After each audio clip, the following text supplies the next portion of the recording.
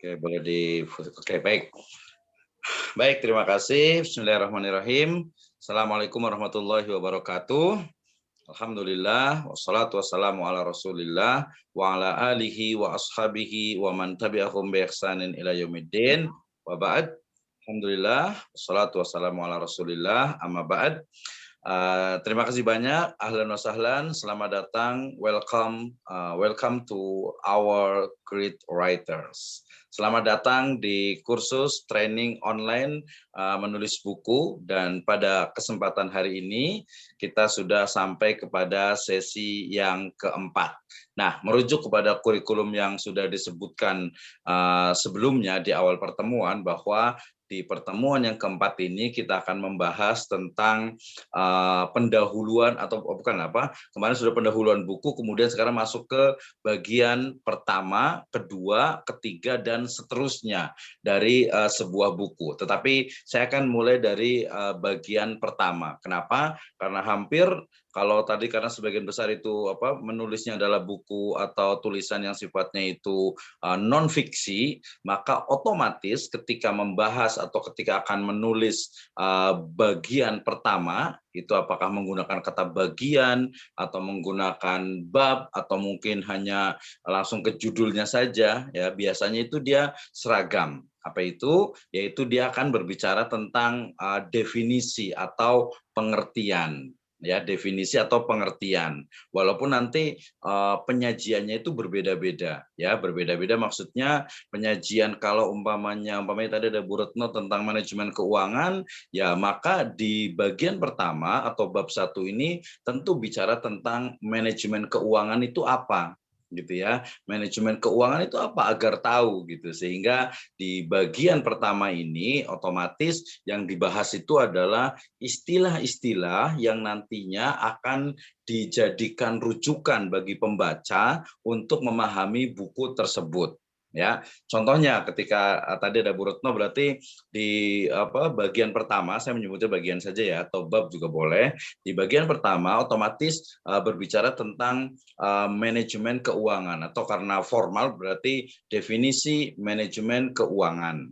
Nah, berarti definisi manajemen keuangan itu nanti disebutkan etimologinya, kemudian terminologinya, kemudian nanti dari sisi terminologi oleh para tokoh, dan itu ditulis secara kronologis. Ya, umpamanya manajemen keuangan itu paling banyak umpamanya di Eropa. Oke, di Eropa itu tokoh di manajemen keuangan ini siapa sebenarnya? Diurutkan per tahun-tahun.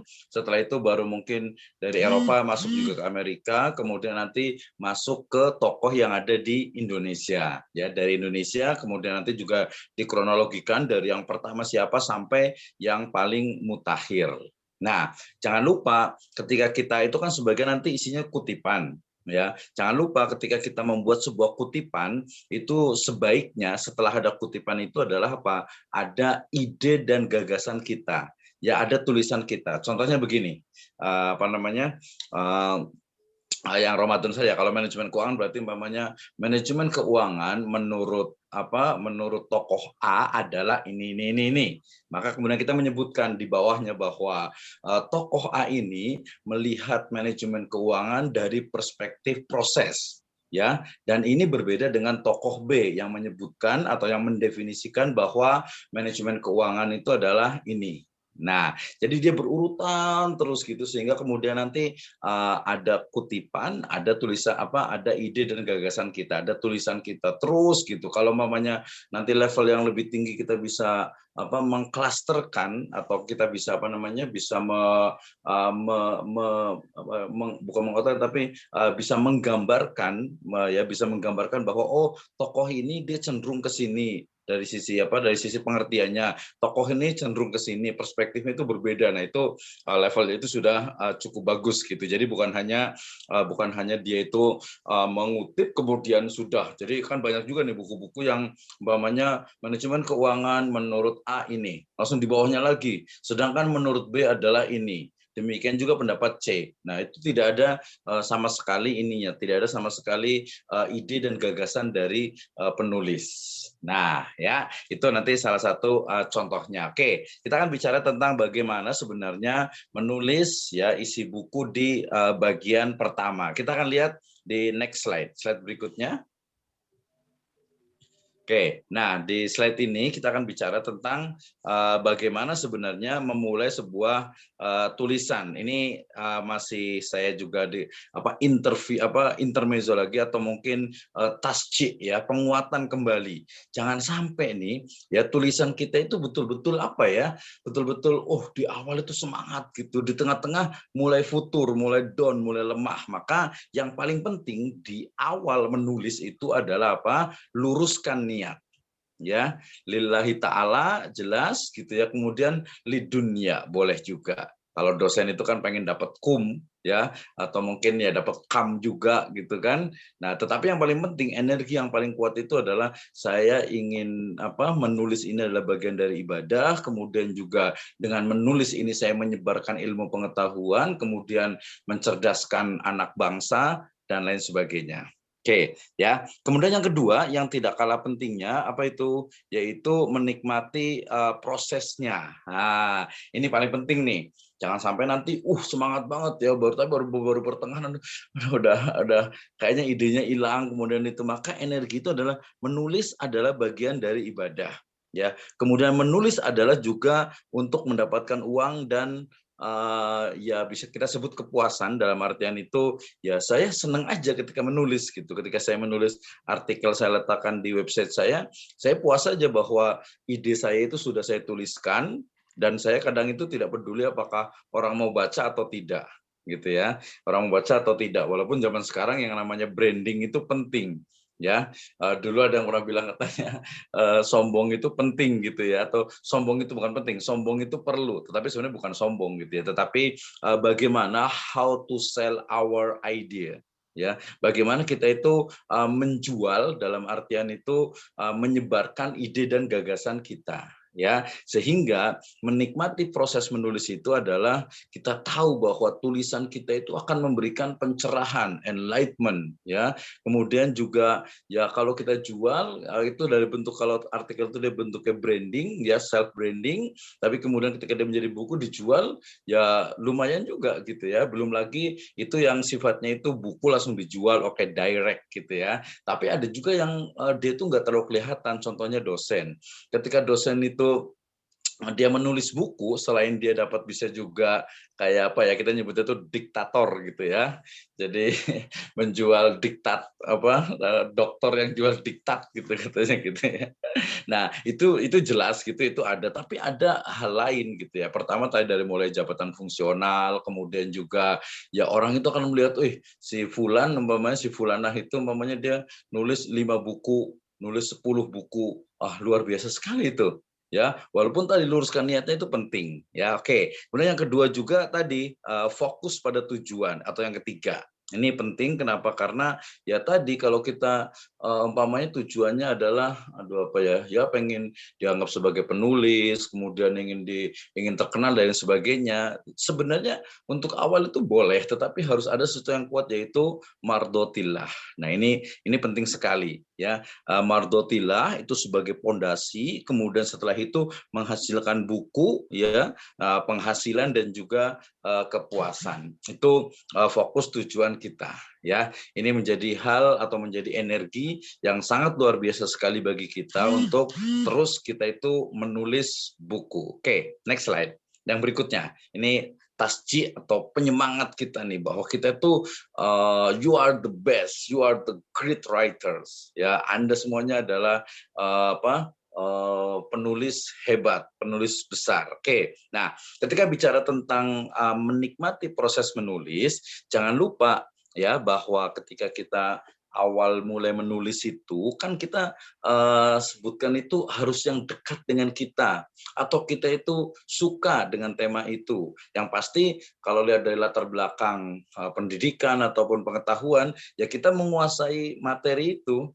gitu ya, menguasai materi itu. Walaupun saya sempat juga menulis sebuah buku yang ini nggak saya kuasai sebenarnya, tapi justru itu dengan menulis itu jadi luar biasa. Jadi kuasai materi itu memang pokoknya awalnya gitu. Tapi sesuatu yang kita tidak tahu bahkan itu dengan menulis itu jadi belajar. Oke, jadi saya menemukan salah satu hikmah dalam menulis buku itu adalah apa? Kita belajar kembali. Dan itu memang niat saya waktu itu. Jadi waktu itu ketika saya sudah selesai S1, kemudian aduh kayaknya kuliah S2 ini kayaknya nggak mungkin deh, susah deh gitu ya. Ya udahlah, tapi saya pengen belajar gimana caranya. Ya udah, saya nulis buku. Ya waktu itu buku yang Islam apa adanya. Itu diterbitkan di IPB Press. Ya, nah, waktu itu ketika nulis itu saya cari hadis, saya cari ayat, saya cari pendapat, ide, gagasan. Kalau tadi Bu Retno cari di OJK, cari di BI, ini cari apaan ya? Ya nggak ketemu karena teknisnya itu bukan seperti itu. Teknisnya adalah saya punya ide, saya punya gagasan. Kemudian gagasan ini ternyata kayaknya ada deh data tentang ini gitu ya. Umpamanya ketika saya bicara tentang tentang yang lainnya, tentang umpamanya tadi Pak Arafat tentang etika bisnis. Ketika saya ngomongin tentang etika bisnis, maka di pendahuluan itu kan kemarin saya sebutkan bahwa ternyata saat ini ya banyak sekali bisnis ya yang memang tujuannya itu tujuannya itu tujuannya itu adalah menipu atau ya mencari keuntungan sebanyak-banyaknya gitu ya, tanpa memperhatikan aturan, etika dan lain sebagainya. Sehingga kemarin OJK itu mengeluarkan lebih dari 100 dari finance technology itu. Jadi di peer to peer lending, kemudian juga berbagai aplikasi pinjaman pinjol ya, pinjaman online dan sebagainya. Nah, itu karena mereka cari keuntungan. Berarti dia ternyata faktanya bahwa dari daftar yang disebutkan atau yang dikeluarkan oleh OJK sebagai pembiayaan ilegal, berarti banyak sekali sekarang itu orang itu yang hanya mencari keuntungan, otomatis dia berarti tidak memperhatikan etika. Nah, itu kan ada datanya tuh. Jadi bisa membaca data, ya kuasai materinya. Tapi di next time gitu ya kita bisa itu membuat satu buku, satu tulisan yang memang temanya itu kita mungkin nggak tahu sama sekali karena kita memang ingin belajar ya. Saya menulis dulu itu awal sekali ketika menulis tentang HRD syariah, kemudian juga di Islamic Compensation and Benefit, sistem penggajian syariah itu saya nggak tahu sama sekali ini HRD itu apa gitu ya, manajemen human resources seperti apa, human capital itu seperti apa, kemudian juga selection, kemudian juga ada recruitment, ya recruitment selection, ada compensation, ada benefit, ada training development, ada industrial relations, saya nggak tahu gitu. Tapi kemudian ketika saya nulis, gitu, ternyata tahu juga. Ketika saya menulis tentang Islamic Wealth Management, ya di wealth management itu, di manajemen keuangan, kekayaan Islami itu saya juga tahu, ternyata seperti ini. Kemudian ketika saya menulis juga dengan dengan teman itu tentang kalau manajemen bisnis sudah biasa lah gitu ya, tentang sampai ke pengantar bisnis gitu. Jadi betul-betul tadi hikmah dari menulis itu, pertama itu kita bisa belajar kembali, yang kedua itu adalah memang logika atau mungkin IQ atau mungkin ya akal dan otak kita tuh betul-betul diasah gitu ya. Sehingga kemarin ada salah satu dari anggota komunitas saya, baru usia 18 tahun sih, orang Garut, memang cukup bagus menulisnya itu. Ketika dia nanya gimana Pak masukan dari untuk tulisan artikel ini, dia untuk dipresentasikan di Turki waktu itu. Nah, saya bilang ya untuk ukuran usia 18 tahun, saya bilang itu cukup gitu ya, sampai 20 tahun pokoknya kalau S1 itu cukuplah tulisan seperti itu. Karena beliau itu dia itu nulis tentang Islamisasi science menurut Al-Atos gitu ya. Nah, saya lihat bacanya ya memang hanya deskripsi. Jadi ya nggak ada yang baru gitu. Tapi karena saya biar penyemangat itu ya saya bilang untuk usia 18 tahun itu ya sudah luar biasa gitu. Tapi kalau sekelas umpamanya nanti di sini ada Bu Retno, ada Dr. Daming juga, kemudian ada yang lainnya gitu ya, ada Bu Heni juga. Nah, itu sepertinya harus naik level gitu. Jadi jangan hanya deskripsi, jangan hanya mengutip, tetapi ada ide dan gagasan kita. Ide dan gagasan kita itu ada pada outline, kemudian kemudian ada pada sistematika penulisan, dan juga komentar-komentar kita terhadap berbagai ide dan gagasan dari orang lain. Itulah yang disebut dalam Google Scholar itu, we stand in the shoulder of giants. Ya, kita itu berdiri di atas pundak para raksasa. Gitu ya, artinya kita itu betul-betul hanya bagian dari besarnya raksasa ilmu pengetahuan, sehingga kemudian dikutip, kita ngutip, tapi kita komentar, kita ngutip, kita komentar, terus menerus seperti itu ya. Jadi kuasai materinya itu untuk dasarnya, tapi kalau sudah next level itu boleh untuk menulis materi yang memang di luar ini kita, di luar keahlian kita. Saya menulis tentang pendidikan gitu ya, kemarin tentang pengembangan kurikulum untuk fikih anti korupsi ya, alhamdulillah itu di Scopus. Kemudian saya menulis juga tentang problem pertanahan di Banten, yaitu juga alhamdulillah di Scopus juga.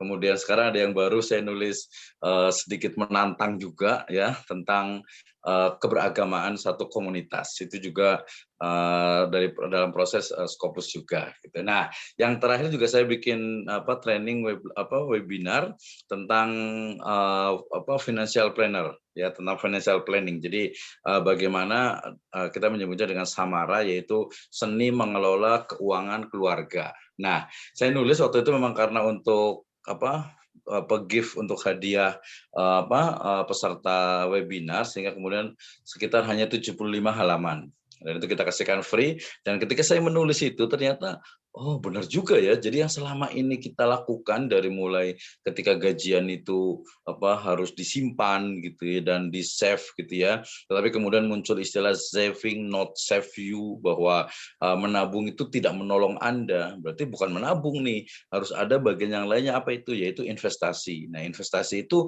investasinya seperti apa nih? Wah, ini ada di buku yang salah satunya tentang investasi. Jadi investasi yang mungkin jangka pendek, jangka menengah, jangka panjang, atau mungkin investasi yang high risk high return gitu ya, atau kita juga akan kaitkan dengan jangan letakkan telur dalam satu keranjang dan lain sebagainya. Oh, ternyata itu toh bagian dari manajemen untuk perencanaan keuangan keluarga gitu ya. Nah, itu berarti sedang menantang. Oke, yang kedua adalah terkait dengan kuasai teknik penulisan. Ini penting sekali ya, teknik penulisan. Jadi menulis itu kadang memang style itu berbeda-beda ya. Style itu berbeda-beda, tetapi kemudian ada standar. Contohnya tadi bahwa satu paragraf dengan paragraf yang lainnya itu akan harusnya itu padu. Jangan sampai ada pengulangan, jangan sampai terlalu jauh loncatnya dan sebagainya gitu. Karena karena kebetulan sering sekali ngoreksi tesis, jadi tahu persis gitu ya, apalagi yang hasil kopian gitu ya, itu udah jelas sekali itu. Dan yang ketiga ya tulis, tulis, dan tulis sampai kita menulis, aduh saya di depan laptop tadi yang kemarin saya katakan itu, tadi saya mau menulis tentang ini, tapi ide saya itu udah habis, sudah nggak ada deh gitu ya.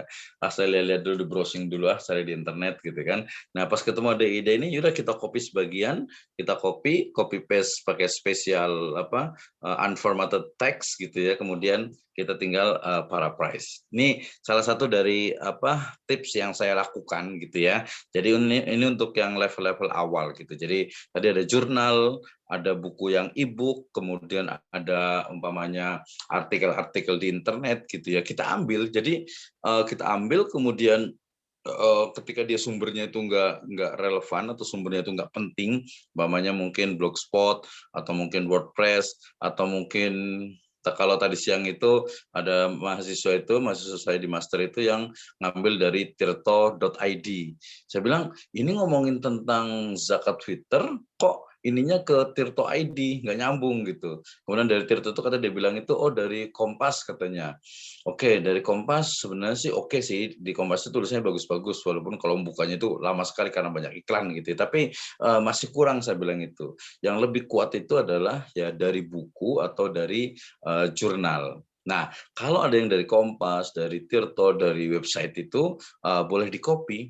ya, di copy, kemudian kita nanti kita pastekan di tulisan kita, ya, dipastekan gitu ya. Jangan lupa pakai paste spesial unformatted text gitu. Nah, kemudian baru kita paraphrase, karena ya ngapain kita ngetik lagi, orang di internet itu sudah ada gitu ya, dari mulai definisi, dari mulai cakupan, mungkin rukun dan syarat, atau mungkin bagian-bagian itu sudah ada, tinggal kita urutkan. Nah, untuk awal seperti itu. Nanti kalau sudah next berikutnya, mungkin ada fase editing, atau mungkin pas ada cetakan buku kedua umpamanya gitu ya, baru kita tambahkan terus, kita tambahkan. Seperti itu. Oke, next slide yang berikutnya. Ini kita nggak terlalu banyak karena udah lewat 37 juga ya. Di slide berikutnya boleh di ini kan. Nah, ini tips dalam menulis buku sebelumnya lagi kelewat satu ya. Kelewat satu. Nah, ini. Jadi jangan lupa kita merujuk kepada outline awal ya, dan juga membuat sub dari outline baru. Ya, tadi saya katakan, jadi outline ini sebenarnya untuk apa ya? Untuk pedoman agar kita itu tidak kemana-mana gitu ya. Jadi umpamanya ini tips ketika menulis. Jadi umpamanya ketika tadi kita sudah menulis pendahuluan. Di pendahuluan ini kayaknya perlu outline lagi juga. Jadi saya menyebutnya dengan istilah sub outline. Nah, kemudian di bab 1 atau di bagian 1 sendiri, kita kan mau nulis tentang ini, tentang apa? Tentang pengertian, definisi, umpamanya ya, yang paling gampang nih, definisi atau pengertian. Nah, maka kemudian ya pengertian etimologi, kemudian terminologi, kemudian di terminologi itu ada tokoh-tokoh secara kronologis dan sebagainya. Nah, itu kan apa? Oh, berarti harus ada outline-nya nih. 1 etimologi, 2 terminologi, ketiga itu tokoh, tokohnya dari mulai mungkin Eropa, Amerika, Barat gitu ya, kemudian nanti baru ke Indonesia. Indonesia juga diurutkan dari yang tahun yang paling lama sampai sekarang. Nah, kalau penulis yang profesional, dia memang biasanya itu sudah outline-nya itu sudah ada di kepala gitu ya. Walaupun dia biasa dibantu dengan tadi kayak seperti daftar isi juga. Tapi ini sangat membantu sekali ya. Kemudian tadi yang kedua itu adalah bekali dengan referensi sebagai bahan mentah. Nah, yang paling gampang karena sekarang di internet itu hampir semuanya ada. Ini insya Allah tidak melanggar copyright gitu ya. Jadi yang sudah ada di internet gitu ya, kemudian kita copy, tapi sumbernya yang banyak. Jangan cuma satu doang. Kalau satu ngeblok gitu ya. Jadi satu itu kemudian di copy semuanya, wah itu yang tidak kreatif gitu ya, tidak kreatif. Yang mentang-mentang, oh ini udah ada semuanya nih sama nih. Itu salah kalau kemudian di copy semuanya. Apalagi kalau menurut saya satu halaman saja itu sama dengan yang ada di internet itu tidak bagus gitu ya. Paling banyak itu setengah halaman A4 gitu ya. Nah itu masih oke lah gitu. Kalau mau 1 halaman dia harus di paraphrase. Tapi yang paling penting adalah tadi outline-nya itu sudah ada, sistematika penulisannya itu sudah ada, sehingga kita tinggal ngikutin itu saja gitu, tinggal ngikutin saja. Jadi jangan terjebak juga. Kadang penulis mulai itu kadang suka terjebak kepada ini sumber banyak banget, ini apa namanya jurnal kita download, ini buku kita kumpulkan, ini kita kumpulkan. Wah, jadi nanti malah pusing, terlalu banyak informasi, terlalu banyak referensi, malah jadinya pusing. Makanya outline itu menjadi pedoman kita. Oke, kemudian ini ada trik juga, matikan backspace untuk menghapus tulisan yang sudah dibuat. Ini sama juga dengan matikan spell checker. Jadi kalau kita menulis nih di awal itu jangan pedulikan kesalahan gitu ya. Jangan pedulikan kesalahan ketik. Umpamanya data jadi dating, hukum jadi hokum. Nah, ya, yang spelling yang tadi itu untuk yang spell checkernya itu pemeriksa untuk spellingnya itu matikan saja. Demikian juga kalau bisa itu untuk backspace-nya ini, yang ini nih untuk backspace yang untuk pengambil untuk ngedelete-nya itu, delete-nya itu nggak usah kita ini, kalau punya nulis terus ya, nanti baru tahapan ada di editing pertama, di editing kedua dan seterusnya, itu lebih memudahkan ya. Kemudian juga membuat target buku pekanan, bulanan dan tahunan. Jadi itu kalau penulis yang berikutnya, kalau penulis atau materi atau program kita ini, maka targetnya berarti kalau ngikutin dari kurikulum yang sudah kita buat, berarti hari ini itu sudah bisa ke bagian 1. Ya, walaupun tadi hanya definisi saja, pengertian saja, gitu ya. Nah, kemudian setelah itu baru nanti masing-masing peserta itu akan berkompetisi, ya, akan berkompetisi dan aturan mainnya, role play-nya itu adalah apa? Bahwa yang pertama kali mengirimkan, nanti kalau umpamanya malu di grup WA-nya bisa japri langsung ke Mbak Ika. Ya, jadi yang siapa yang pertama itu apa yang mengirimkan itu yang akan kita bahas pertama gitu ya. Kalau tulisnya lebih dari 10 atau 20 halaman, maka kita akan scanning. Jadi kalau untuk yang PUEB-nya itu apa EYD-nya itu tidak kita nanti saja gitu. Jadi di kontennya baru nanti diperbaiki gitu ya. Nah, jadi targetnya untuk sekarang itu berarti bagian pertama. Kemudian besok masih pertemuan ke-5, 6, 7, ya. 3 pertemuan itu silahkan berpacu masing-masing, ya. Ya kalau sibuk pastilah semua juga sibuk gitu ya. Kemudian juga banyak kerjaan pasti busy ya, sibuk banget gitu. Kemudian juga tinggal diatur saja nggak usah banyak-banyak. 1 hari 1 jam saya yakin, saya rasa itu sudah cukup. Ya, 1 hari hanya 1 jam. Apakah setelah subuh atau mungkin sebelum tidur gitu ya, atau mungkin ada yang mungkin apa sholat tahajud gitu ya, atau mungkin siang ketika istirahat gitu ya, atau mungkin setelah pulang kantor jam habis asar atau mungkin habis maghrib, yang penting konsisten. Nah itu. Nah kemudian juga jangan lupa menulis sesuai your style gitu ya. Jadi please write as your style. Jadi tulis seperti gaya saja gitu. Umpamanya ada nanti lama-lama itu akan muncul kata-kata khas yang muncul dari kita sendiri. Umpamanya saya terbiasa dengan menggunakan istilah sejatinya gitu ya. Jadi makanya kalau kita sudah tahu biasa tulisan itu, oh ini tulisan saya nih, orang nggak bisa ngebohongin gitu karena hampir orang tuh nggak bisa menggunakan ini. Makanya nanti yang dari ini bisa gunakan istilah-istilah daerah, apalagi tulisan-tulisan yang dia terkait dengan apa populer itu akan sangat menarik sekali untuk menggunakan istilah-istilah yang populer di masyarakat gitu ya. Ada tulisan cincai, ada mungkin cuan atau mungkin ya bahasa-bahasa yang enak lah, mumtaz gitu ya, atau mungkin alaf atau mungkin apa rabat dan sebagainya, itu akan sangat mengeksplorasi dan menstimulus dari pemikiran kita. Oke, terakhir di slide saya ya tentang menulis ini, yaitu terkait dengan bagaimana kita itu dalam menulis itu, please next slide. Di slide berikutnya. Nah, ini ya. Jadi kalau merujuk ke outline buku itu, lihat kembali outline awal bukunya. Dilihat lagi, oh saya mau nulis ini nih. Berarti nanti kalau saya mau cari informasi di internet, berarti saya nyari yang ini saja, jangan yang lainnya. Nah, termasuk juga nanti nyari di internet sendiri, informasi itu dia ada seninya. Ya, contohnya ketika kita mau cari data yang Word saja, berarti pakai titik, kemudian pakai tulisan doc, doc.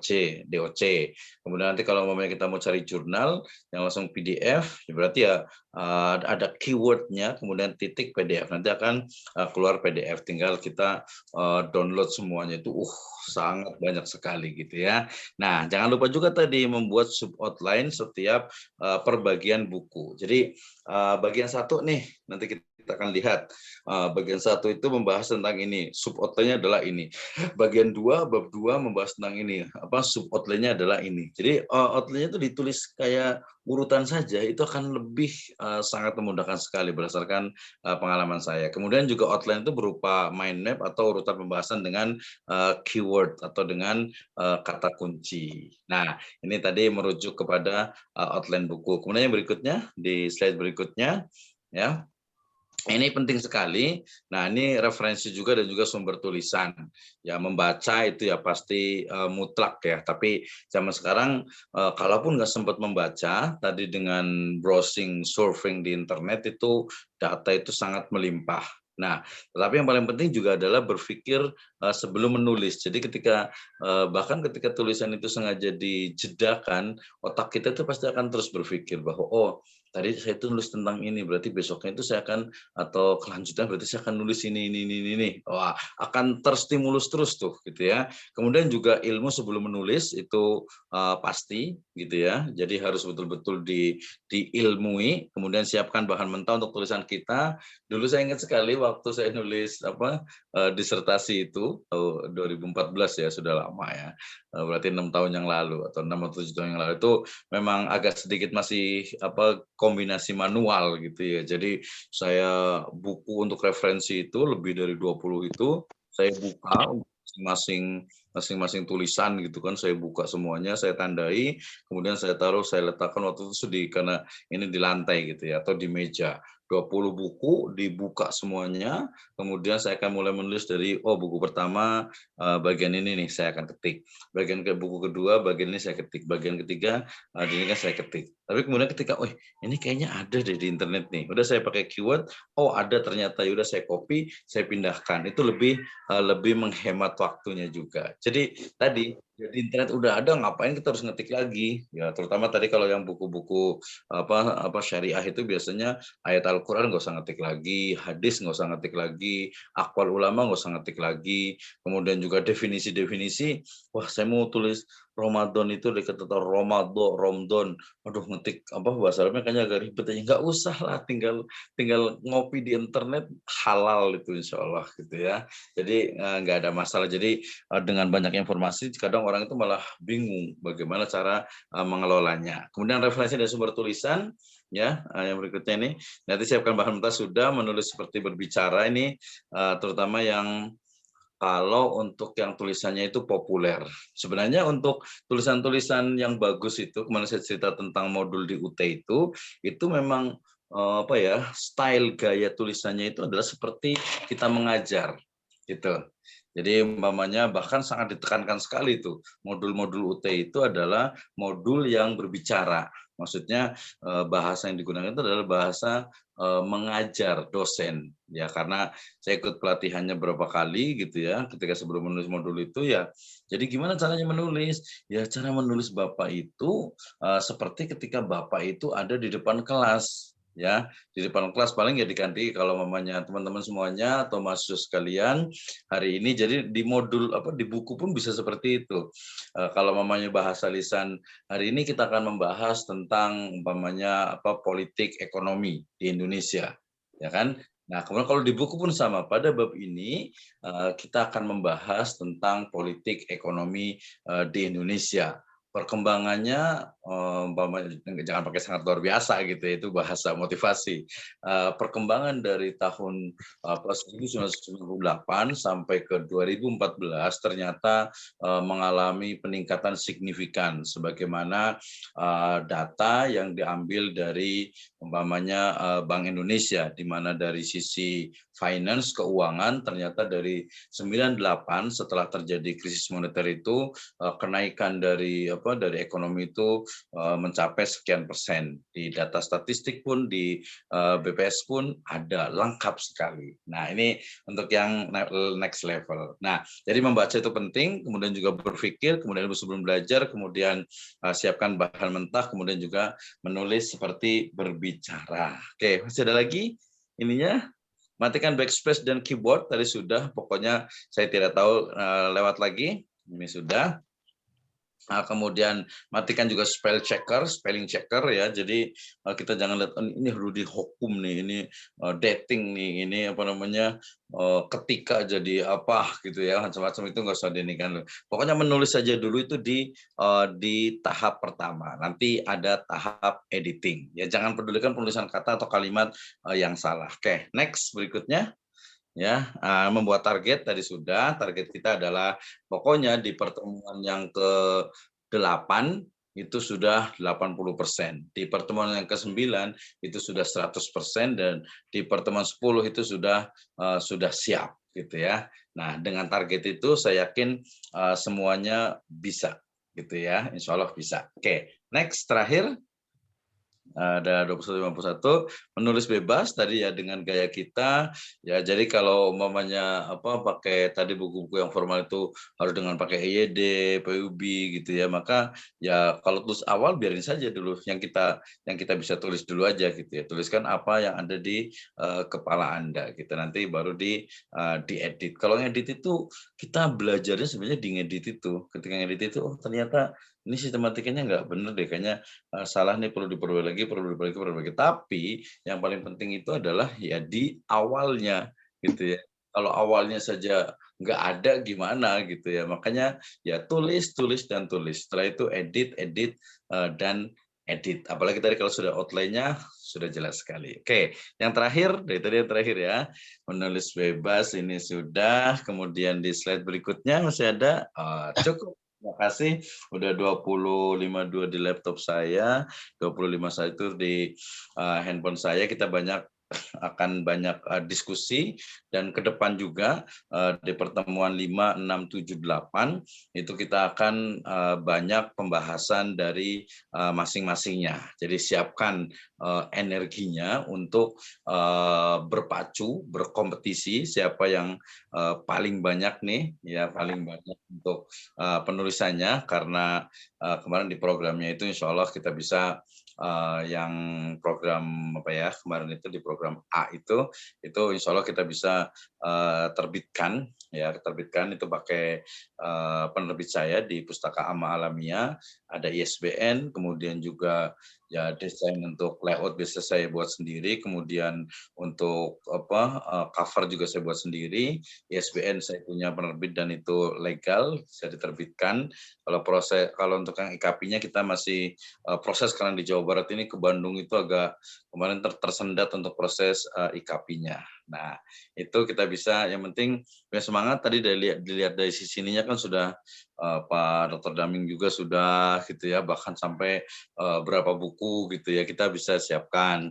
Kemudian Pak Ruhimat juga, kemudian juga ada Pak Muhammad Arafah juga, Ibu Retna juga, Ibu Nanik juga, ya Pak tadi Pak Sarudin, kemudian juga ada Bu Heni ya, kemarin udah sepakat, jadi bukunya itu adalah Sang Pendamping. Gitu, luar biasa sekali. Tadi memotivasi bagi para pendamping UMKM gitu ya, coach bahasa ininya, untuk bisa terus atau untuk terus memberikan ya pendampingannya kepada mereka. Dan ini bisa jadi bahan untuk training gitu ya, untuk jadi kayak gimana sih untuk pendamping sebenarnya, best from the experience ya, berdasarkan pengalaman Bu Heni. Kemudian Pak Agus Toha ya, Agus Toha kemarin tentang super santri. Aduh ini kayaknya keren banget, sampai kemarin juga saya pikirkan gitu. Jadi nanti coba Pak Toha juga bisa searching di internet itu sebenarnya ada berapa tulisan terkait dengan motivasi untuk santri.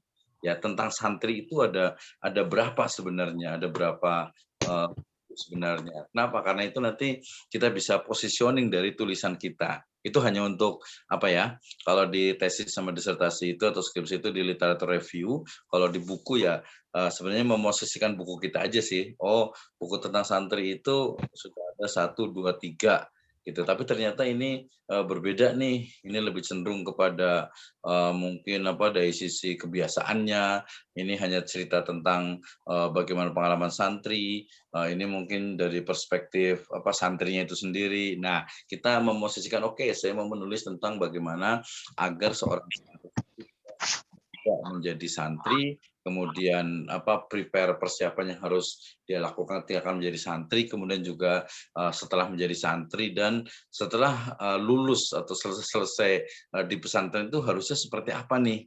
Nah, memberikan contoh-contoh. Kami ada murid saya ya, kemarin yang di Taskia itu sekarang sudah jadi dosen di Malaysia, dan itu salah satu dari sering bicara tentang bahwa I am a santri ya, saya adalah seorang santri, bahkan masuk ke dalam alumni santri di Sidogiri. Itu kan luar biasa sekali. Jadi definisi, makanya sampai sebutkan juga sudah ada hari santri gitu ya.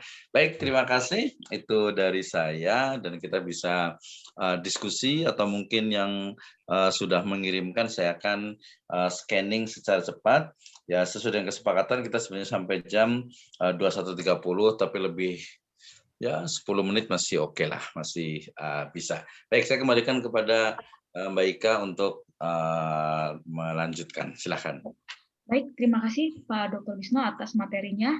Selanjutnya ini Pak, kebetulan ada satu peserta yaitu Ibu Nanik sudah mengirimkan bukunya sudah sampai bab 12 sampai daftar pustaka. Saya coba share lewat Zoom. Di sini Oke, saya ya, kalau sampai nanti saya scanning ya. ya silakan. Ini kebetulan sudah sampai daftar pustaka, sekitar ada 80 halaman Pak saat ini. Oke, alhamdulillah. Berarti sudah cukup bagus nih ya. Targetnya minimal kalau buku daras itu ya 125 atau 150. Oke, saya lihat dari sisi ini dulu ya. Karakteristik akuntansi manajemen, tujuan pembelajaran, pengertian akuntansi, perbedaan, sejarah akuntansi manajemen, rangkuman latihan soal konsep biaya. Kemudian ada perilaku biaya. Kemudian ada lagi activity based costing. Oke, cukup bagus. Analisis biaya volume dengan laba, kemudian pembuatan keputusan taktis, kemudian keputusan investasi untuk modal, kemudian penilaian kinerja dan harga transfer, penentuan biaya variabel dan pelaporan segmen, kemudian juga biaya kualitas dan produktivitas, ada masuk balance scorecard ya, kemudian juga isu terbaru akuntansi manajemen. Iya, 12 ya. Oke, luar biasa sekali. Oke, cukup bagus. Saya baca sekilas di pendahuluan, yang di pendahuluan, boleh ke bawahkan. Akuntansi manajemen merupakan satu bidang akuntansi. Bidang akuntansi lainnya terdiri dari akuntansi.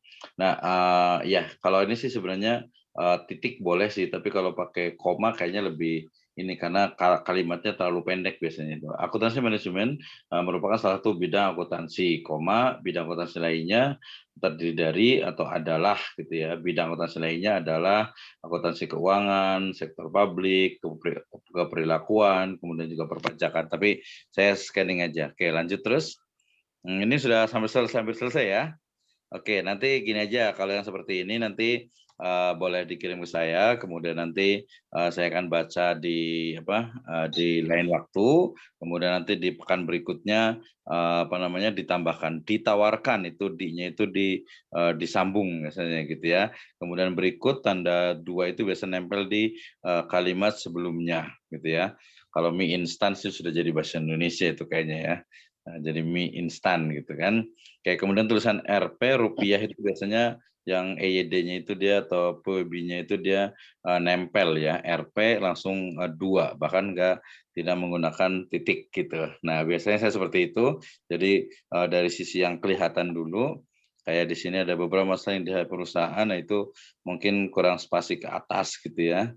Spasi ke atas sehingga nanti biar enak dibaca. Kayak call center sudah bagus pakai miring, alternatif itu pakai F, kemudian di antara dia pakai di antara itu berarti dipisahkan ya rupiahnya, kemudian juga dari sisi akuntan manajemen sudah cukup bagus ketika perusahaan sedang menghadapi kondisi itu. Disinilah bisa disambung lah ya, ada diskonto kemudian juga penganggaran. Oke, berarti ini termasuk yang cukup bagus. Nanti ini sistematika bukunya ya. Ada 12 ya. Kayak tadi ya, ada perilaku. Oke, sebentar dulu, berhenti di sini dulu. Karakteristik akuntansi manajemen. Sebenarnya hampir sama yang tadi yang di outline-nya saya pengen lihat sebenarnya itu. Jadi nanti masing-masing itu dia sebenarnya saling keterkaitan dan juga diusahakan itu dia memang processing atau proses dari akuntansi manajemen itu memang berurut seperti ini gitu ya. Berurut seperti ini. Contohnya ketika bicara tentang pertama berarti ngomongin tentang konsep biaya. Setelah konsep biaya baru perilaku biaya, baru biaya berdasarkan aktivitas, kemudian ke analisis biaya. Nah itu nanti ditentukan, dipastikan itu memang sistematikanya, urutan kronologi dalam prakteknya itu juga menjadi hal yang menarik gitu ya, yang sesuai cocok dengan apa yang ada, termasuk juga kalau di sini kan sudah ada rangkuman, sudah ada pendahuluan, sudah ada bahkan sampai sudah ada soal gitu. Tapi nanti diusahakan di dalamnya itu diberikan contoh-contoh real ya dari praktek di manajemen atau di akuntansi manajemen ini. Jadi dia akan lebih apa ya, lebih hidup gitu ya, lebih hidup dalam artian itu dia ada contoh realnya. Kadang kan ada beberapa buku ya, beda antara buku kita sebut yang ada di Indonesia dengan di Eropa itu adalah pada case study-nya. Nah, case study itu bisa nanti kalau di buku itu dia bisa kayak dalam kolom gitu, tapi kalau di sini ya disebutkan ketika kita membahas tentang umpamanya, kita membahas tentang penilaian kinerja ya. Ada penilaian kinerja juga harga transfer. Maka penilaian kinerja itu yang umpamanya di Sony Way, di perusahaan Sony atau mungkin di Toshiba atau mungkin di Toyota dan lain sebagainya. Nah, itu bisa jadi hal yang memang memperkaya ya, memberikan gizi bahasanya itu. Jadi dari buku kita. Jadi jangan hanya hanya bicara tentang pembuatan keputusan taktis itu adalah seperti ini, tahapannya ini, tapi tidak memberikan contoh ya ketika bicara tentang pembuatan keputusan taktis gitu ya, kalau nggak salah gitu umpamanya ketika ternyata AirAsia ya, perusahaan AirAsia itu kemudian ternyata dia mengambil alih atau bahasanya itu mengakuisisi dari beberapa perusahaan-perusahaan penerbangan lokal gitu ya, sehingga kemudian AirAsia itu betul-betul menjadi besar gitu ya. Demikian juga umpamanya bahkan Malindo Malaysia Indonesia yang pesawat itu ternyata dia juga bisa menjadi anak perusahaannya. Demikian juga umpamanya perusahaan-perusahaan yang sifatnya itu dia besar mengakuisisi beberapa yang lainnya. Nah, jadi intinya ada contohnya. Termasuk juga ketika bicara tentang balance scorecard umpamanya gitu ya. Balance scorecard berarti balance scorecard itu pengertiannya ini, kemudian tahapan-tahapannya seperti ini, kemudian juga contoh realnya itu seperti apa. Termasuk juga sebenarnya kemarin ketika ngomongin balance scorecard itu kebetulan teman itu di di UI ya, di UI itu mengembangkan balance gagasan dari penulis ini yang paling penting. Nah, biasanya itu disebutkan di beberapa bagian-bagian setelah mengutip dari pendapat orang lain. Gitu. Oke, jadi boleh tadi tambahan ke bawah sedikit lagi. Lagi di ini. Bentar. Ini agak rada-rada error nih kayaknya nih. Oke, nah kita ke bawah lagi, yang di bawah lagi. Oke, akuntansi manajemen ini biasanya pakai ini ya, pakai Mendeley ya, pengertian akuntansi. Saya sebenarnya tadi itu agak sedikit agak terganggu dengan istilah karakteristik gitu ya. Kenapa? Karena tiba-tiba kok langsung ngomongin karakteristik gitu kan. Kenapa karakteristik itu kan dia nanti bagian dari dari pembahasan tentang akuntansi manajemen gitu ya. Nah, tapi kalau memang kita lihat ke bawahnya coba di karakteristik akuntansi manajemen. Pertama, pengertian dari akuntansi manajemen. Oke, ke bawah lagi ada akuntansi manajemen sebagai suatu tipe akuntansi. Berarti dia jenisnya. Akuntansi manajemen sebagai suatu tipe informasi. Berarti dia bicara tentang fungsinya. Oke, lanjut di bawahnya lagi. Ini sebenarnya ya mirip-mirip dengan karakter juga gitu ya, tapi agak sedikit berbeda. Perbedaan dan persamaan akuntansi manajemen dan D-nya kecil ya, dan akuntansi keuangan. Oke. Nah, di sini masih ngomongin tentang perbedaan dengan persamaan. Berikutnya di bawahnya lagi. Di bawahnya lagi kita baca di subtopiknya.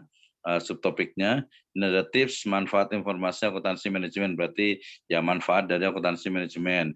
Kemudian sejarah akuntansi manajemen, ya bolehlah di situ gitu ya. Sebenarnya kalau pendapat saya sih sebenarnya bagusnya itu pertama itu bicara tentang tadi pengertian dari akuntansi manajemen, kemudian baru sejarah dan perkembangannya, baru nanti fungsi atau manfaat, kemudian nanti ada karakternya. Oke, ke bawah dulu. Tren yang mempengaruhi akuntansi manajemen itu berarti terkait dengan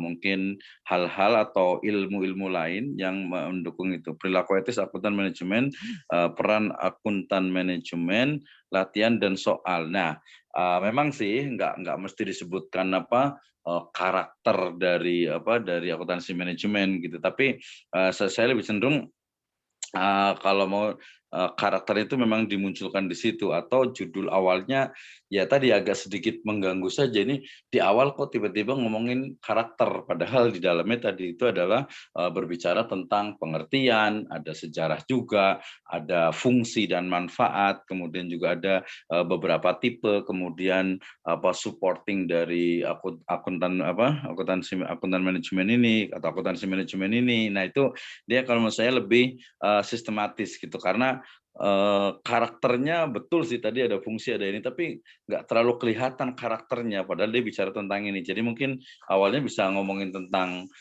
pengertian, sejarah perkembangan dan fungsinya. Itu kayaknya lebih menarik gitu kan daripada karakter akuntansi manajemen. Kita lihat di bawahnya lagi. Coba kita lihat. Nah, ini kan konsep ya, dia kan udah masuk ke ininya ya, sudah masuk ke proses dari akuntansi manajemen. Ya, ada cost-nya itu kalau bisa di italic ya, dimiringkan karena English adalah pengorbanan sumber ekonomi untuk mulai barang atau jasa yang diharapkan memberikan masa sekarang atau masa yang akan datang. Nah, sebenarnya sih kalau untuk mahasiswa itu, untuk pembaca itu memang lebih enak sih seperti ini. Artinya dia pointernya itu dia cukup banyak gitu. Tapi kalau untuk sebuah buku sebaiknya lebih dieksplor lagi bahasa kita. Jadi umpamanya gini, ketika ngomongin tentang cost adalah pengorbanan sumber ekonomi untuk memperoleh barang atau jasa yang diharapkan memberikan manfaat sekarang atau masa yang akan datang. Ini kan sebenarnya juga pengertian kan. Nah, bagus lagi kalau di sini itu ada tadi referensinya.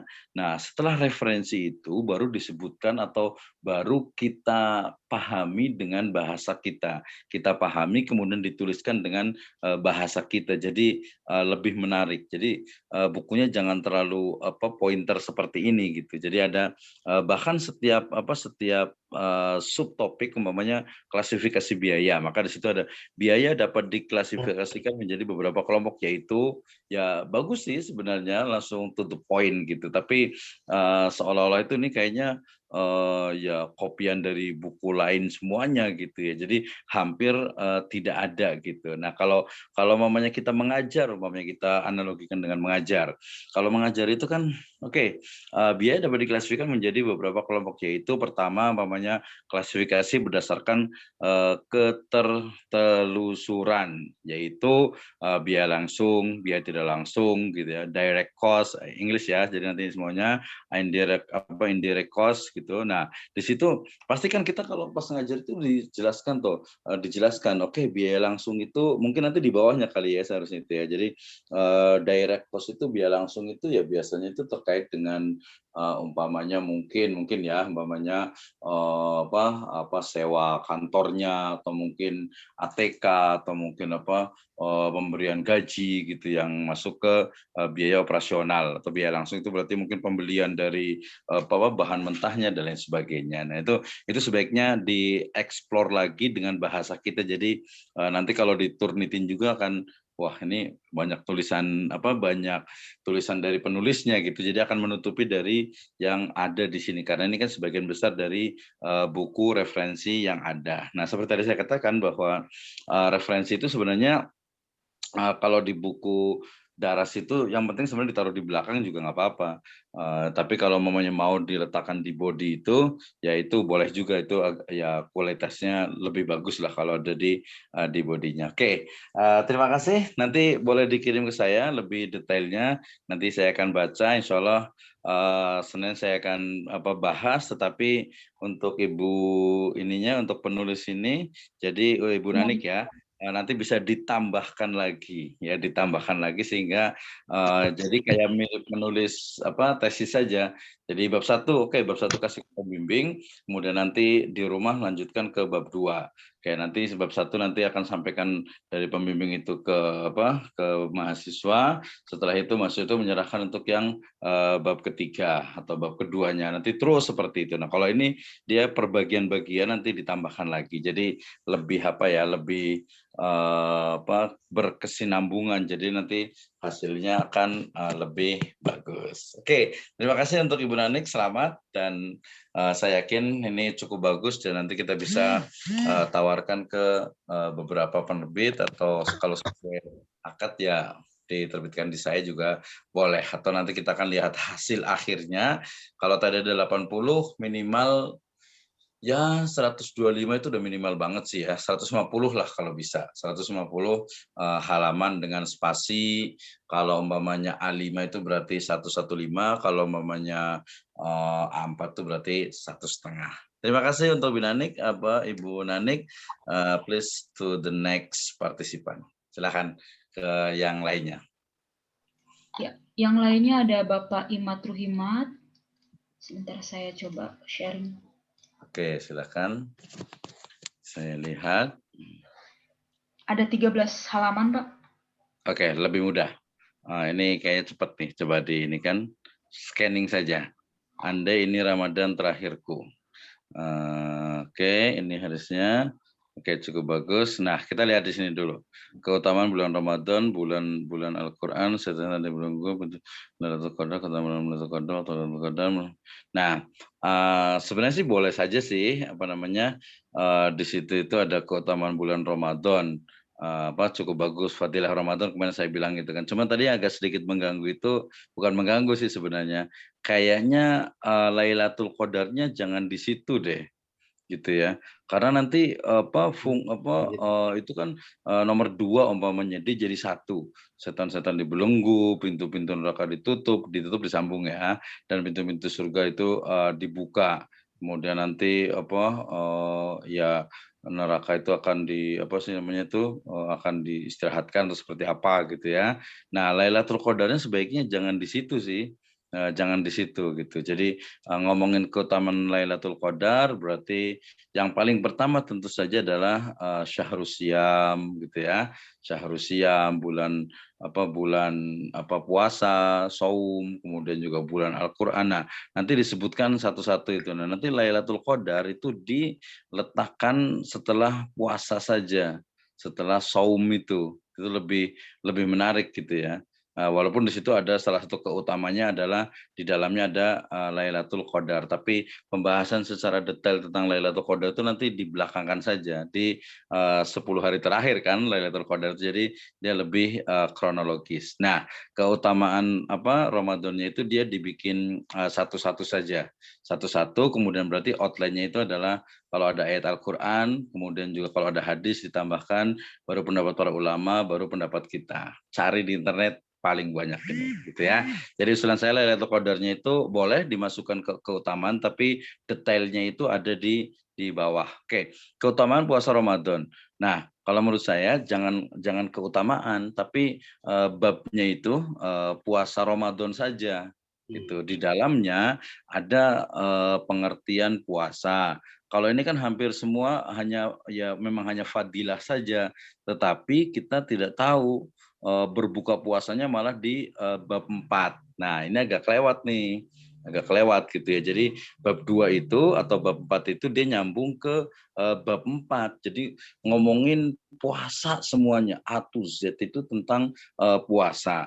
Nah, kemudian kalau ada amaliyah mulia di bulan Ramadan, nanti dia dimasukkan di atas sebenarnya. Karena kan di situ ada yang pertama amalan paling mulia di Ramadan itu ya saum, ya puasa itu. Nah, berarti urutannya itu nanti bab 3 ini dijadikan bab kedua. Nanti akan didetailkan lagi saum Ramadan 1, yang kedua adalah tarawih, yang ketiga adalah tadarus, kemudian yang ketiga itu adalah sodakoh, baru umroh di bulan, berarti disambung dipisah di-nya, umroh, taubat dan istighfar.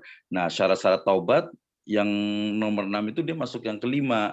Nah, gitu ya. Terus yang bab 4 itu masuk ke bagian tentang saum, tentang puasa gitu ya. Jadi kalau ini kan hanya berbuka saja, bahkan nanti termasuk sahurnya gitu. Kita lihat ke bawahnya, coba lihat. Hikmah itikaf. Nah, itikaf tadi hampir sama, boleh lah. Nah, itikaf itu bisa disambungkan tuh. Jadi kalau bab 5 itikaf, boleh itikaf dulu, baru bab 6-nya itu Lailatul Qadar. Nah, zakat fitr ini juga tinggal ngopi-ngopi aja, banyak banget gitu ya. Hukum zakat, siapa yang wajib bayar zakat, bagian-bagian zakat, ukuran zakat untuk siapa saja.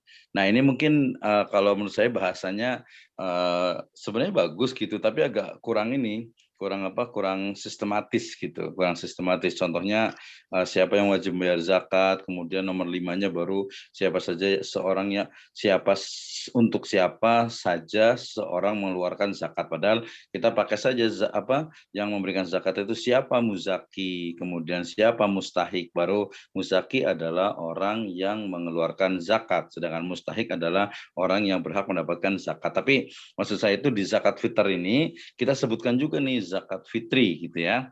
Zakat fitri. Kebetulan ini ada mahasiswa saya lagi bikin tesis tentang zakat fitri nih. Nah, jadi kalau menurut saya itu dari mulai pengertian zakat fitri itu apa, kemudian sumber hukum dari zakat fitri itu apa, kemudian rukun dan syarat zakat fitr, kemudian muzaki, siapa yang wajib untuk membayar zakat. Nah, setelah itu nanti baru ada ukurannya. Kalau bagian-bagian dari zakat fitrah, ini maksudnya kan apa ya? Bagian apa ya? Bagian mungkin maksudnya itu ukuran kali ya, tapi ada ukuran di bawahnya. Jadi bagian dari zakat fitr itu apanya ya, bagian-bagiannya? Apakah dibagikan ke siapa, kan ada untuk siapa. Kemudian nomor 5 dengan 6, untuk siapa saja seseorang mengeluarkan zakatnya. Nomor 6, yang berhak menerima zakat. Berarti sama tuh. Ya sama, hikmah zakat fitr bolehlah di akhir itu bagus. Waktu penyerahannya bukan penyerahan, lebih tepat waktu menunaikannya gitu ya. Ya atau kalau pakai bahasa populer, kapan waktunya menunaikan zakat fitr gitu. Jadi nomor 6 dengan nomor 5 itu kurang lebihnya sama. Kemudian yang nomor 3 mungkin nanti boleh dijelaskan yang dimaksud dengan bagian-bagian itu apa gitu ya. Oke, next bawahnya lagi. Ini ada berpisah dengan Ramadan, hari raya dan puasa sunnah, 6 hari di bulan Syawal. Boleh sebenarnya itu, tapi agak sedikit ini memang ya. Jadi pembahasannya itu nanti kalau mamanya judulnya, nanti lihat apakah ada buku yang judulnya itu sama dengan ini, ya. Kalau sama, ya berarti kita ganti, gitu ya. Kita ganti, jangan sampai judulnya itu persis banget gitu. Jadi ini kan kata-kata populer ya, andai ini Ramadan terakhirku, gitu kan? Itu kan kata-kata populer banyak. Nanti dilihat apakah judulnya sama atau tidak. Kalau ada yang sama, ya kita ganti sedikit. Oke. Nah, maksud saya itu di berpisah dengan Ramadan ini memang dia kan sebenarnya renungan tuh menjadi akhir gitu ya. Jadi apakah hari raya itu akan dimasukkan atau dia nanti dijadikan penutup saja gitu ya, dijadikan penutup saja. Kalau menurut saya sih jadikan penutup saja, jadi nggak usah ada babnya gitu. Jadi kita memang fokus hanya kan judulnya andai ini Ramadan terakhirku, bukan andai ini Syawal terakhirku. Ya jadi kita Ramadan saja, nggak usah pakai Syawal. Kalau mau yang hari raya puasa sunnah 6 hari itu dia dijadikan penutup saja. Jadi umpamanya setelah kita menyelesaikan bulan Ramadan, diakhiri dengan buka terakhir pada hari ke-30 atau 31 atau 29, maka di hari berikutnya adalah hari raya Idul Fitri atau ya Idul Fitri ya, Idul Fitri. Nah, Idul Fitri itu diantaranya ini termasuk juga 6 hari di bulan Syawal. Nah, yang di sini amalan yang dianggap sunnah itu masuk ke naik sebelumnya. Itu amalan-amalan yang dianggap sunnah di bulan Ramadan, biar lebih jelas. Tapi kalau nggak pakai di bulan Ramadan juga, karena pembahasan Ramadan itu udah tahu. Kemudian etos kerja setelah Ramadan, ini setelah atau ketika gitu ya. Ya ketika atau tidak gitu. Nah itu apa namanya, yang bagus sih setelah ya, kan kita nggak ngomongin setelah Ramadan gitu. Jadi kita ngomongin Ramadan sebenarnya itu. Nah kemudian syarat diterima ibadah bab 11 ini dia nggak terkait langsung sehingga dia kemudian dia dimasukkan di pendahuluan saja. Pak Rohimat nih, wah nyunah sekali nih, semangat sekali nih, ya bagus, alhamdulillah saya ikut senang nih. Tapi bagusnya itu yang bab 11 ini dia dimasukkan di pendahuluan saja, ya. termasuk Mutabaah Ramadan itu ini kemarin idenya, mudah-mudahan keburu nih.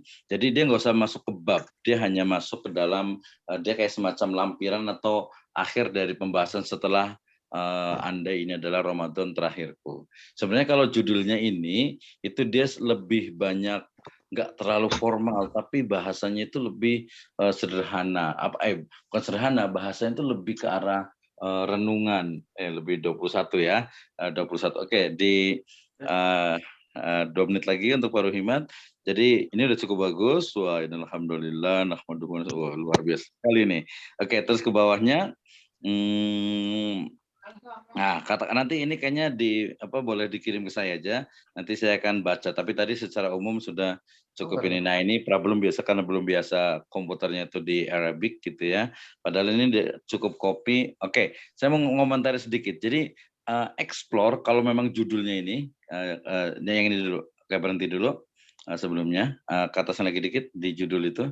Nah, oke, dari sini. Nah, gini Pak Rohimat. Jadi sebenarnya kalau yang pandangan saya itu ketika judulnya adalah andai ini Ramadan terakhirku, dia lebih banyak bahasa-bahasa ngobrol, bahasa-bahasa populer gitu. Contohnya ketika kita lihat keutamaan bulan Ramadan. Ramadan merupakan bulan agung, bulan yang penuh kebaikan dan keberkahan. Allah Ta'ala melimpahkan di dalam bulan tersebut beberapa keutamaan. Di antaranya adalah Syahrul Quran. Nah, ini perlu sedikit harus banyak ngomong nih, harus banyak ngomong dan dalam arti itu ngomongnya nulis maksudnya gitu.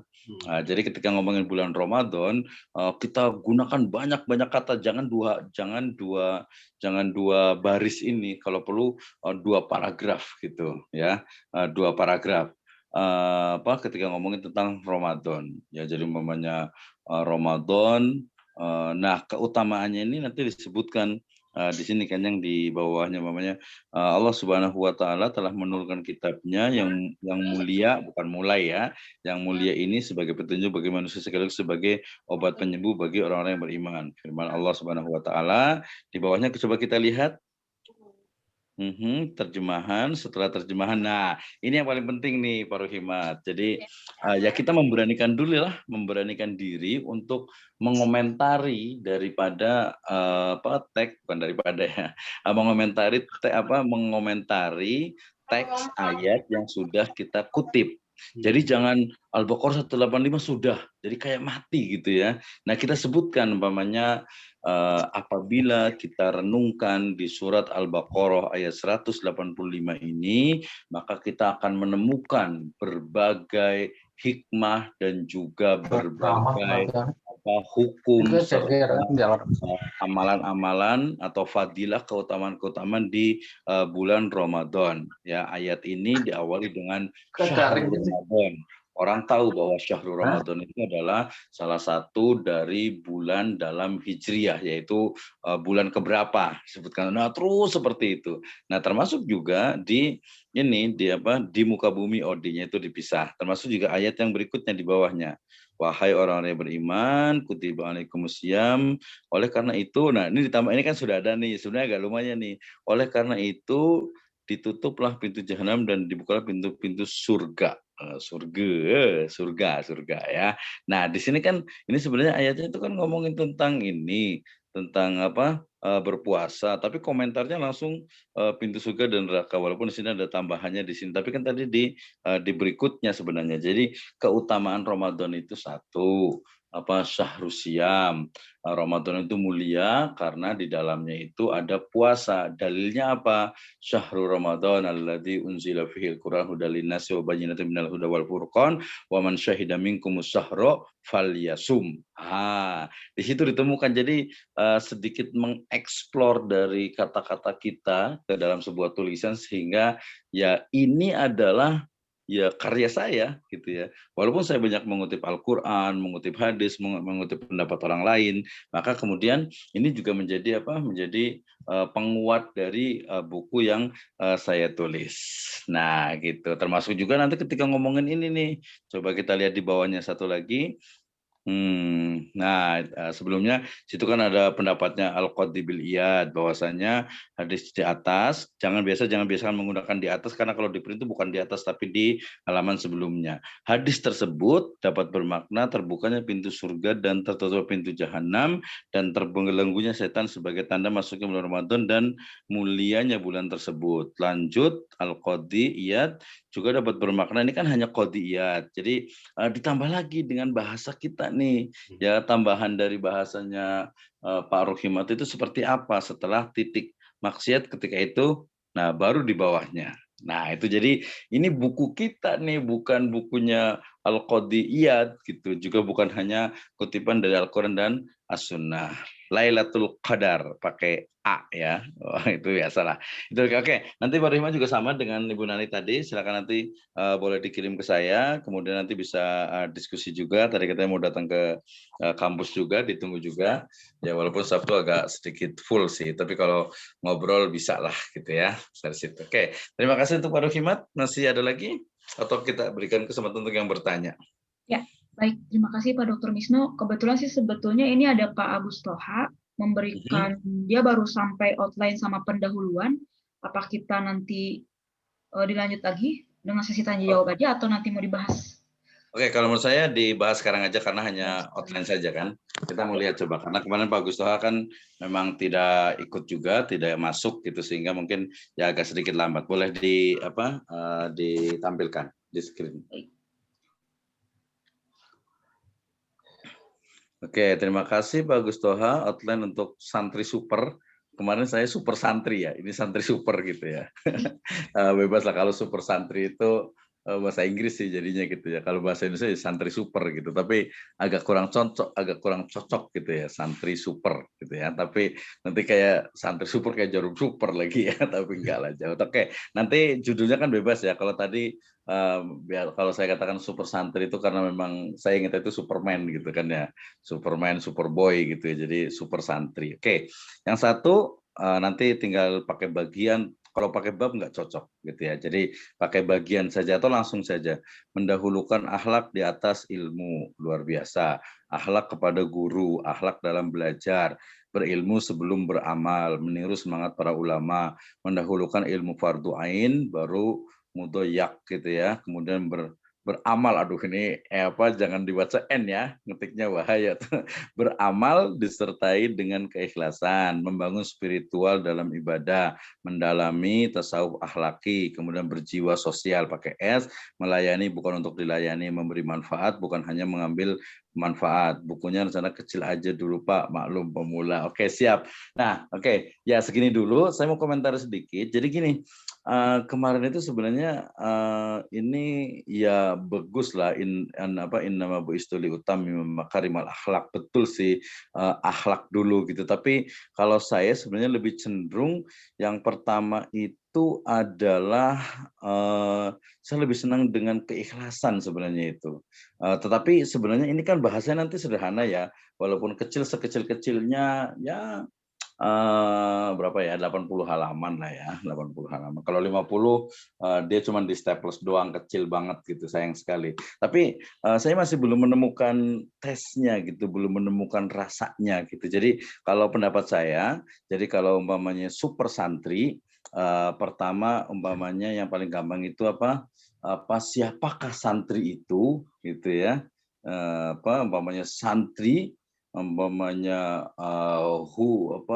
is he gitu ya. Siapa sih santri itu? Nah, itu yang pertama. Jadi hampir sama tadi dengan definisi. Jadi yang namanya santri itu apa gitu. Jangan-jangan tadi orang yang di Al-Jami'ah itu mereka juga maha santri itu disebut santri juga gitu kan. Nah, perlu dijelaskan dulu gitu. Jadi siapakah santri itu? Nah, baru yang kedua itu adalah mungkin bolehlah ditambahkan dengan sejarah panjang santri gitu biar nanti tahu menguatkan itu sejarah panjang santri. Nah setelah itu baru karakter-karakter dari santri, tapi karakternya nggak usah disebutkan. Kalau saya sebenarnya sih kalau mau ngomongin akhlak dulu sih boleh saja sih sebenarnya gitu ya. Cuman mendahulukan akhlak di atas ilmu. Nah ini memang agak sedikit kontroversi sih gitu ya. Ilmu dulu atau akhlak dulu gitu ya. Tapi kalau mau milih akhlak dulu ya oke lah, nggak apa-apa. Berarti akhlak itu kalau bisa, akhlak itu juga dibuatnya itu sistematis gitu ya. Jadi mendahulukan akhlak di atas ilmu, kemudian akhlak kepada guru, akhlak dalam belajar. Nah kebetulan ini buku saya yang saya ngedit dari Dr. Saifuddin di Batam itu, judulnya itu Pendidikan Akhlak pada atau di Hadis Arba'in An-Nawawi, itu di pustaka adab ya, di pustaka adab itu ngomongin tentang akhlak juga.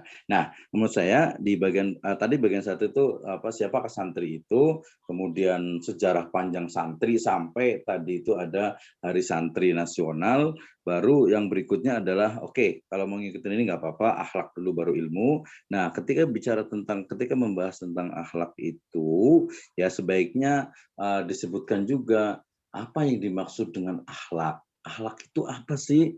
Nah, baru setelah itu akhlak diurutkan. Kalau saya sih sebenarnya lebih cenderung ada akhlak kepada nabi gitu ya, bahkan ada akhlak kepada Allah Subhanahu wa taala, akhlak kepada nabi, akhlak kepada guru, oke bagus. Nanti akhlak kepada orang tua, baru nanti akhlak kepada atau dengan sesama teman gitu ya. Nah, nanti boleh ditambah dengan akhlak-akhlak yang lainnya, akhlak belajar dan lain sebagainya. Setelah itu baru ngomongin tentang ilmu ya.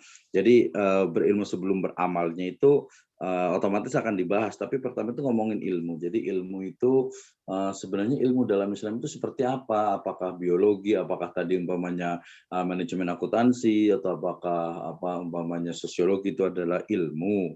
Nah, ya dipakai bahasa sederhana saja, bahwasanya umpamanya contohnya begini, bahwa setelah kita, karena di atasnya akhlak biar nyambung ya, setelah kita memahami mengenai akhlak dan juga mengetahui beberapa jenis atau berbagai jenis dari akhlak, maka berikutnya adalah ilmu.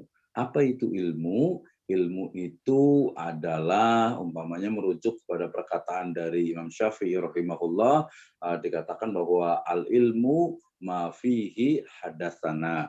Ilmu itu adalah yang ada di dalamnya itu kata-kata hadasana atau sebut dengan ilmu hadis. Nah, kemudian baru ngomongin tentang itu, baru ngomongin tentang bagaimana keutamaan ilmu, kemudian bagaimana semangat para ulama dalam menuntut ilmu, kemudian juga bagaimana ilmu itu yang paling utama jelas pasti ilmu yang fardu ain, ilmu tentang akidah, ilmu tentang sesuatu yang wajib, sholat, dan lain sebagainya. Nah, baru ngomongin tentang keikhlasan. Ikhlas pun sebaiknya dibuatnya ya memang jangan tiba-tiba langsung beramal disertai dengan keikhlasan. Jadi setelah kita memiliki ilmu, maka buah dari ilmu itu adalah amal. Sebagaimana sebuah perkataan mengatakan, ya al ilmu bila amalin kasyajarah bila samarin. Nah, itu kan populer tuh, orang tahu gitu ya. Nah, berarti ilmu itu setelah kita memiliki ilmunya itu harus beramal. Nah, amal sendiri itu harus dilakukan secara atau dilakukan dengan niat ikhlas karena Allah Subhanahu wa taala. Nah, membangun spiritual dalam ibadah, nah ini agak sedikit kurang nyambung gitu ya, agak sedikit kurang nyambung karena pertama ngomongin keikhlasan, kemudian ngomongin tentang spiritual dalam ibadah. Jadi dia agak loncat gitu ya. Kalau terkait dengan mendalami tasawuf akhlaki, itu dia masuk ke dalam sebenarnya dia bisa dimasukkan ke akhlak yang di atas sebenarnya itu, karena dia lebih ke arah tasawuf akhlaki itu kan bagaimana kita itu meyakini bahwa rezeki itu sudah diatur, kemudian juga kita belajar untuk husnudon, kemudian kita melatih diri kita untuk banyak istighfar, kemudian juga ya bertaubat dan lain sebagainya. Itu kan inti dari tasawuf akhlaki, mengutamakan orang lain dalam masalah keduniaan dan lain sebagainya. Ini masuk. Kemudian nanti berikutnya baru sosial yang kemarin saya bilang, jadi individual dulu baru sosial, melayani bukan untuk dilayani, memberikan manfaat bukan hanya mengambil manfaat, anfa'uhum khairinnas anfa'uhum linnas. Nah, ini jadi lebih enak dibaca gitu ya, kayak Tempo, enak dibaca dan perlu gitu ya. Jadi enak dibacanya itu nanti kita belum ini ya, nanti setelah ini nanti Pak Gus Toha boleh coba membuat paragraf ya. Ini Tadi bicara pendahuluannya Pak dari Pak Agus Toha. ada.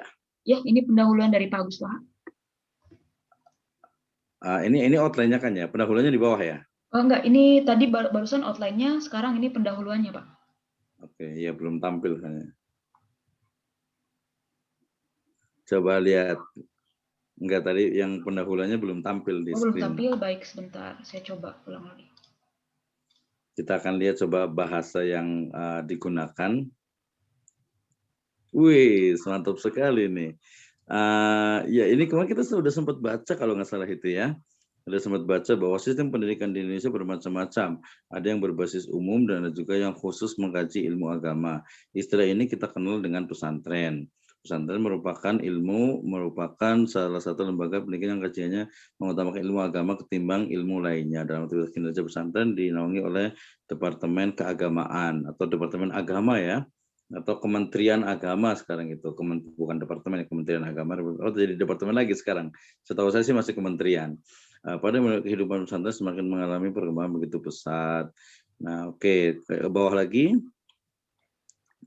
Ya, ya, membaca satu paragraf pertama sih sebenarnya di dalam D-nya itu dipisah, gitu ya.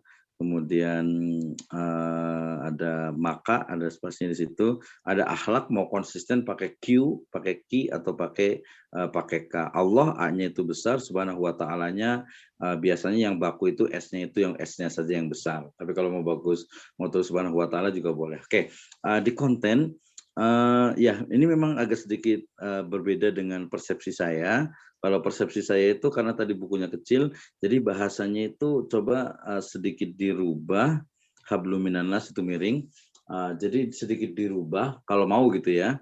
Atau kalau mau nulis tadi yang memang bahasanya formal, ya boleh saja tinggal diteruskan. Nah, kita akan lihat yang ke bawahnya nanti gitu. Jadi kalau ini bahasanya itu dia sangat formal sekali gitu ya. Kalau kemarin segmentasinya itu santri, ya kalau menurut saya agak nggak nyambung gitu, Tapi kalau umpamanya oke lah yang baca itu orang tua gitu ya, yang baca orang tua berarti judulnya itu bukan bukan super santri lagi, tapi umpamanya memahami dunia santri atau mungkin dunia santri yang penuh misteri pakai tanda petik gitu ya.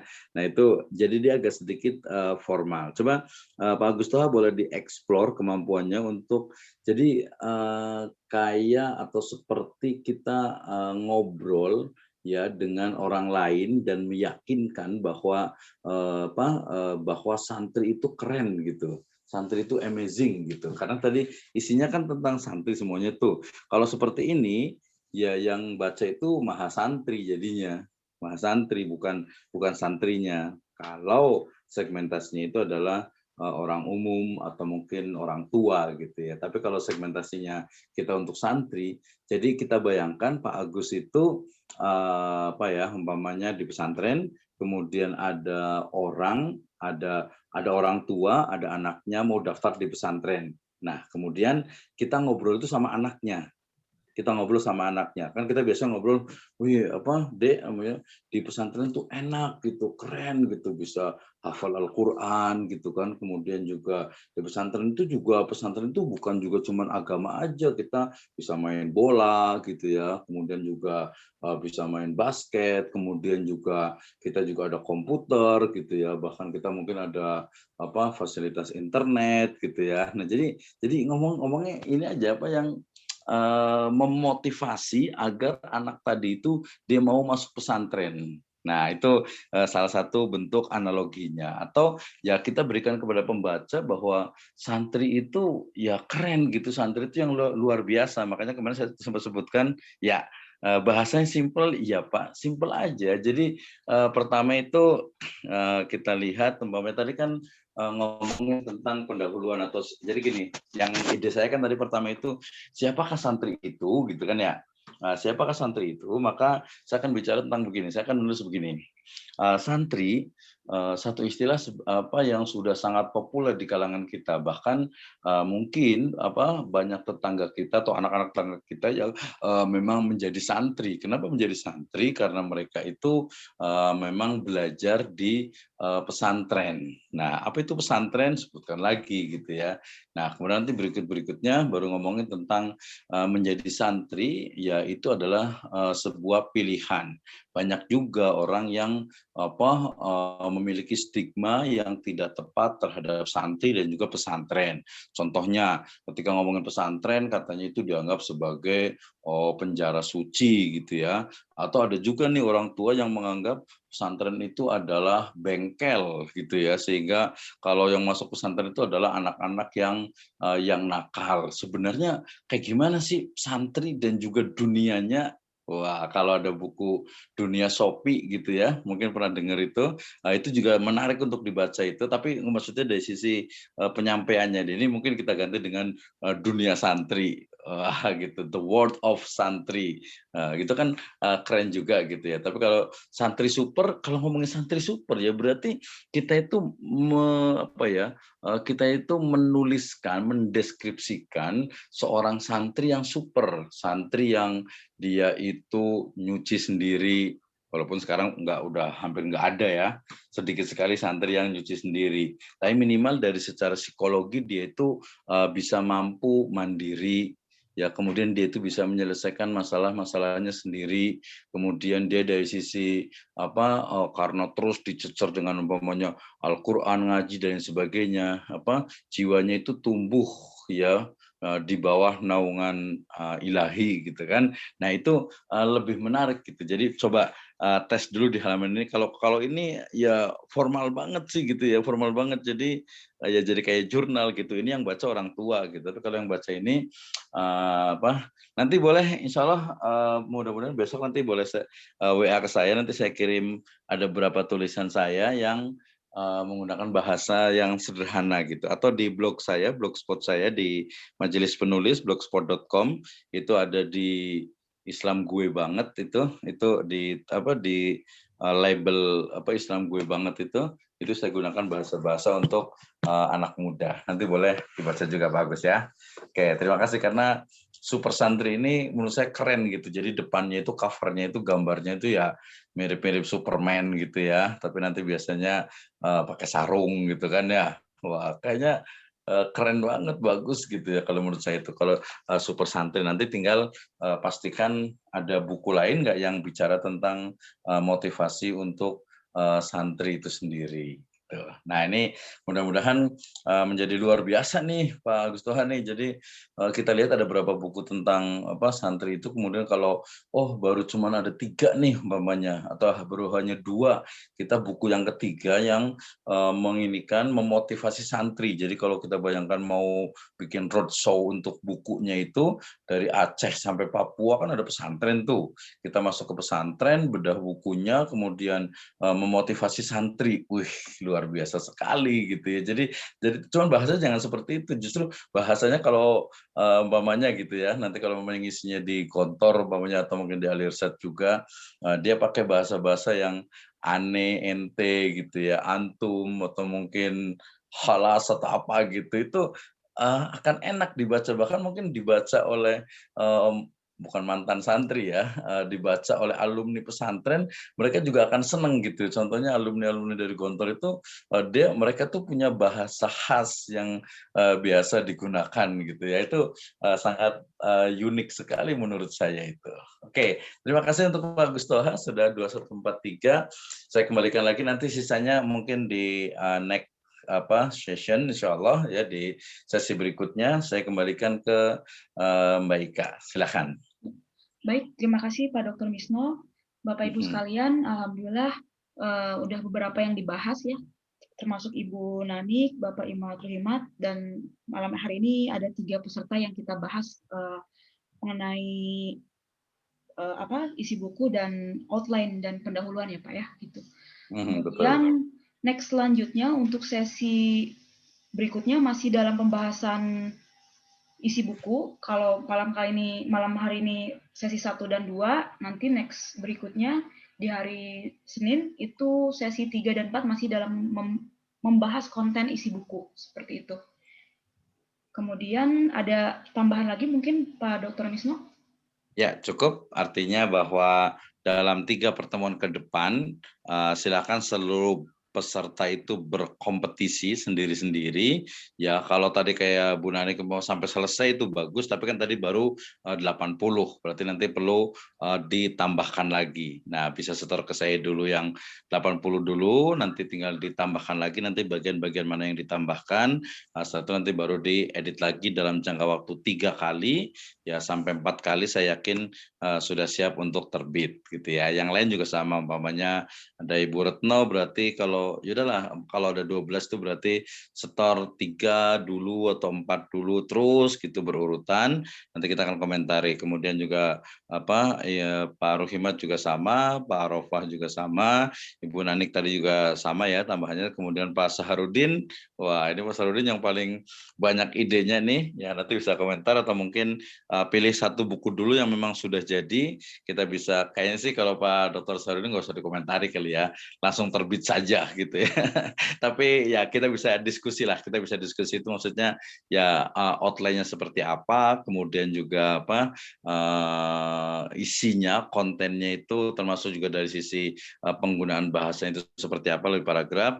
Bu Heni juga sama, ditunggu ya. Kalau nggak di sini mungkin teman-teman Pak Agus Toha tadi the super santrinya luar biasa sekali. Kami tunggu semuanya, insya Allah yakin usaha sampai, yakin rencana kita, target kita itu bisa terpenuhi. Apalagi tadi Bu Nanik juga sudah kelihatan gitu ya. Kemudian juga Pak Saharudin juga sudah kemarin sudah menyebutkan cukup banyak juga. Pak Arofah ditunggu untuk berarti challenge untuk pertemuan berikutnya itu adalah sampai di lanjutannya ya yang belum bagian 1 berarti bagian 1 sampai bagian 2, bagian 3 kita batasi dulu saja sampai bagian 3 sebenarnya itu ya sampai bagian 3. Kenapa? Karena nanti kalau yang di 14 berarti boleh sampai ke bagian yang kelima gitu ya. Bagi yang hanya sedikit kecil ya berarti bagi 3 sampai ke bagian ketiga saja. Oke, terima kasih. Itu dari saya. Wallahu a'lam bishawab. Ini ada pertanyaan dari Ibu Retno, Pak. Apakah beliau mau kirim satu buku? Katanya draftnya mau dikirim ke grup atau ke Bapak Misno langsung? Langsung ke saya aja. Nanti di email kayaknya lebih bagus. Siap. Nanti di WA aja. Baik. Terima kasih. Kalau yang agak lengkap itu di Japri saja.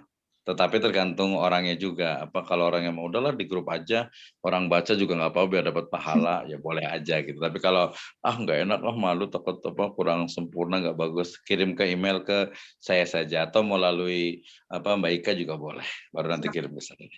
Baik. Sementara izin screenshot ya Bapak Ibu yang berkenan untuk membuka videonya di. Ya boleh dibuka videonya. Ya. Saya coba screenshot. Nah, Pak Ruhimat biar kelihatan gantengnya. Bapak terima kasih Pak Arofah juga. Ibu Retno, terima kasih. Pak Imat Ruhimat, Ibu Heni. Terima Bu. Kemudian saya izin ya Pak, saya screenshot. Oke, silakan. Baik, terima kasih Bapak Ibu. Sampai ketemu nanti di sesi 5 selanjutnya. Assalamualaikum warahmatullahi wabarakatuh. Waalaikumsalam warahmatullahi wabarakatuh. Oke, terima kasih semuanya. Keep writing, tetap semangat menulis. Kita insyaallah sampai ke targetnya. Syukran. Assalamualaikum. Barakallahu fikum. Ya, semangat.